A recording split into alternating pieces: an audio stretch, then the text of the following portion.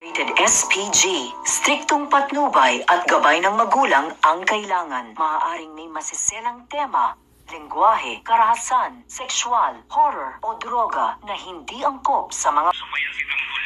Pinakabahan ako sa diskarte ng batang yan eh. Baka bumuga. May mga pulis! Tumaka tayo! Hindi pwede! Tanggol! Pag nangyari yun, malalagyan ka ng ani ng ako ko.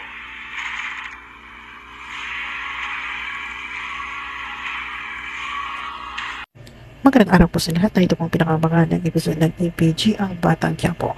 May natutusan po itong si Don Ramon Montenegro dito kay David.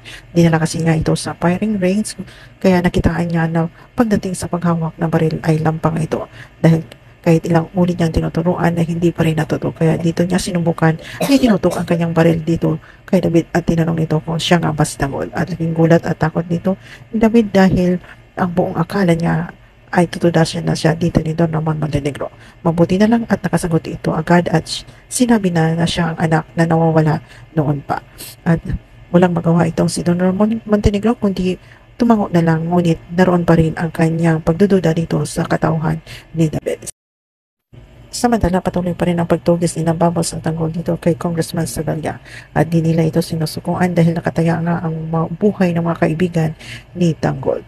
At kahit napakarami na ang mga bantay nito at alerto na ang mga kapulisan, ay porsigido pa rin si Bubbles na patayin itong si Congressman dahil iyon ang inuutos ni Chief Espinas. At dito na nga sinabi ni Tanggol kay Bubbles na umatras ito at hayaan na lang siya ang gumawa sa pagpatay ni Congressman Sevilla. At sinabi naman ni Bubbles na hindi niya susubukan ito at makipaglaban nga daw siya dito hanggang matudas itong si Congressman Sevilla.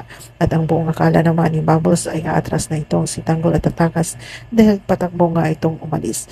Ngunit laking gulat niya nang dumating itong si Tanggol na dala na ang motor kung saan sinasalubong itong sasakyan ni Congressman Sevilla at dito nga niya tinodas si Congressman. Nang makita ni Bubbles kung paano may pagbakbakan itong si Tanggol ay napahanga siya at dito naman niya binalita kay Chief Espinas na napatay na nila itong si Congressman. Ikinatuwa naman ni Chief Espinas kaya pinalaya na ang mga kaibigan ni Tanggol mula sa pagkabartolina. Samantala, matagumpay din naman ang misyon dito nila Primo na alamin kung nasaan nga itong si Amanda. Na nakausap nga ni Yori itong si Amanda at sinabi nito na buhay itong si Primo at nagbuhayan din ang loob itong si Amanda at sinabi ni Yori na magpagaling siya at babalikan siya dito ni Primo para iligtas sa kamay ni Agustos. Magtatagumpay kaya ang plano ni Primo na iligtas itong si Amanda.